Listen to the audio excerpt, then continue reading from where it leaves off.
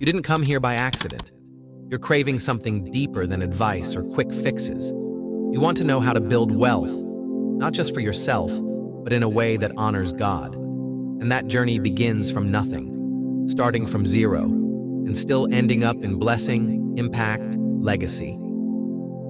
Let me walk you through what the Bible teaches about wealth, truths rooted in Scripture and anchored in divine purpose. First, your mindset matters more than your money. Proverbs tells us that there is one who pretends to be rich, yet has nothing, and one who pretends to be poor, yet has great wealth. That's not about money. It's about perspective. You can feel broke and limited even when you have resources, or feel rich, blessed, content even when your account is low. But the kingdom way begins by renewing your mind. You think like a steward, not a victim. You plant seeds believing they will grow. You don't wait for luck. You lean into wisdom. Because God honors the heart that trusts in Him more than in banks or systems. Second, loyalty and integrity play a role in divine wealth. Proverbs says that riches gained hastily will dwindle, but wealth earned little by little will increase. That slow, steady faithfulness is often invisible, but it builds something unshakable. The Bible calls it diligent planning, wise investing, humility, fear of God. When you honor Him in every transaction, honest work, honest deals, honoring the little things, you build a foundation that stands. Riches are meant to be spread, not hoarded. Proverbs affirms that whoever gives freely will have plenty left over. So generosity isn't a side note. It's a core part of kingdom wealth. Third, be intentional. Build a plan. The plans of the diligent lead surely to abundance, but everyone who is hasty comes only to poverty. That means budgeting, saving, setting goals, not just big dreams. Accountability, wise counsel, teaching financial literacy in your home. It's all embedded in God's way. And investing? Ecclesiastes says, divide your portion to 7, for you don't know what disasters lie ahead. It's a call to diversification, not in greed, but in stewardship. Spread your seeds across streams of income, so when the storms come, you don't lose everything. Fourth, learn the power of delayed gratification. Patience isn't passive. It's part of your spiritual formation. Money is more than numbers. It's faith. God's timetable is not our own. So you work, you plant, you wait, and over time, you reap. God warns against shortcuts and dishonesty. Money gained by fraud won't end well. But wealth built with integrity endures. It might look small at first, but in time it compounds, not just financially, but spiritually and relationally. Fifth, rest. We live in hustle culture, but Scripture invites you into Sabbath. You're not meant to grind yourself into burnout. Sabbath is recognition that God is your provider, and your wealth isn't built on your sweat alone. Building wealth. God's way means trusting Him with your needs. You work diligently, but you also rest. Because He says, I bless the work of your hands, even while you sleep. That posture unlocks a deeper peace and creativity that fast trackers often miss. Sixth, stewardship transforms money into impact. Everything you have is entrusted by God. Luke 16 says, if you can't be trusted with little, you won't be trusted with much. Jesus taught about talents, gifts given to steward and multiply. So the question isn't how much you have, but what you do with it. Kingdom wealth means blessing people, funding your family, supporting ministry, building legacy. In giving, you receive, and your heart stays free, not chained to accumulation. Seventh, keep an eternal perspective. Jesus warned against storing treasures on earth where they rot, but He also said, seek first the kingdom, and all these things will be added. That means your primary goal is alignment with God's purpose, not just profit. Wealth is not the goal, it's fuel. Let me share a story. A man I know started with zero. Deep debt, no savings. He started reading Proverbs, reprogrammed his mindset, and decided to tithe faithfully on $20 a week. He journaled his expenses, cut habits, built a small consulting side gig, got wise counsel, created a basic budget plan, diversified into teaching classes, and over years built a healthy business with recurring income. Along the way, He paused to rest. He gave generously to family, school, shelter. Today he's debt-free, generous, growing a business. He says it wasn't strategy alone. It was trust in God, one obedience step at a time. Your story doesn't have to look like his, but the principles are the same. Trust mind over mindset, integrity over shortcuts, plan over fear, patience over quick success, rest over burnout, stewardship over hoarding, purpose over profit. This isn't prosperity gospel, it's kingdom economics. Biblical wealth is tethered to obedience, not just effort. Let's go deeper. Because the Bible doesn't just hand out surface answers. It gives spiritual blueprints, patterns, not formulas.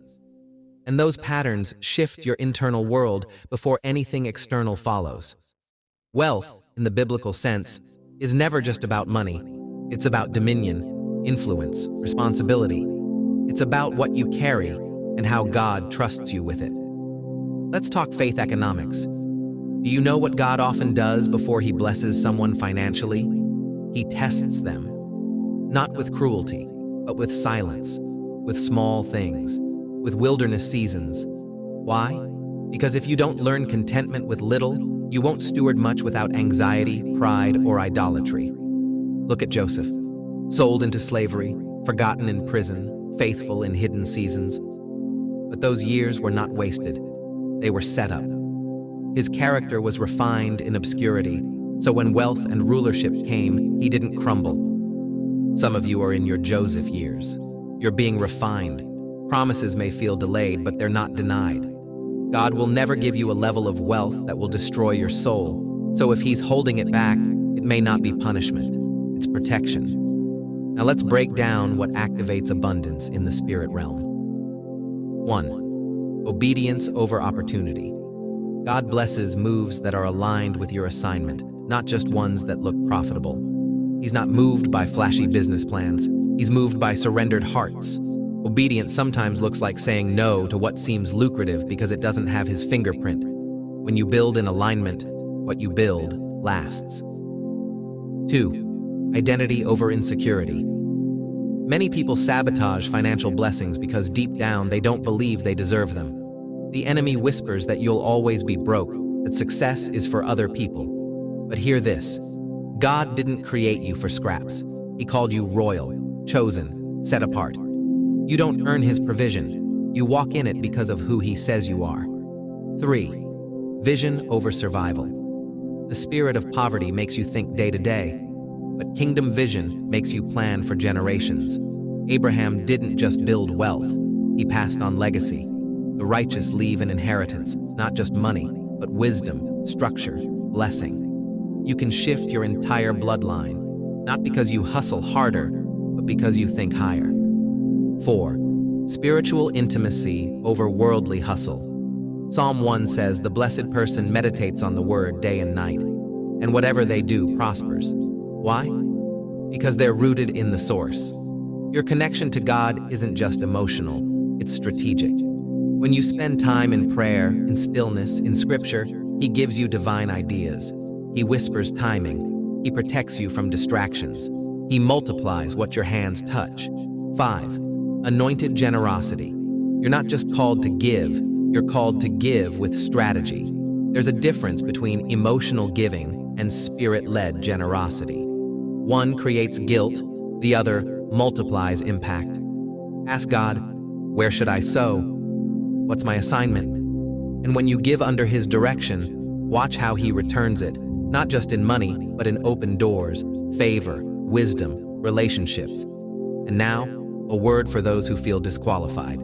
Maybe you've made bad decisions with money. Maybe you've felt ashamed of where you are. But hear me, God is the God of restoration. He doesn't just forgive, he rebuilds. He restores years, not just things. You may be behind in the world's eyes, but when God gets involved, you'll catch up with grace. You've got to stop looking at where you started and start listening to where he's sending you. Wealth is not for the greedy. It's for the obedient, the generous, the bold, and the spiritually awake. In the next part, we'll go into real, practical steps you can apply right now, even if you have no job, no savings, and feel stuck. Because the Word doesn't just speak hope, It gives strategy. But before that, let's pause, You've made it this far, and that already says something rare about you. Because most people won't sit through wisdom. They'll scroll past truth. But you didn't. You stayed, you listened, you let something deeper stir within you. And that's not by accident. That's divine alignment. God isn't looking for the loudest, the richest, or the most followed. He's looking for the faithful, for the surrendered, for the one who says, God, use me. Even if I don't have much, what I have is yours. And if that's you, then understand this. The wealth that's coming into your life won't just fill your pockets. It'll fill your purpose. It'll fund your calling. It'll break generational chains. But you must act. Here's your call to action. 1. Write this in the comments right now. I choose alignment over hustle. I walk in kingdom wealth. Declare it publicly. Let heaven and earth hear it. 2. Reflect and journal on what's been holding you back.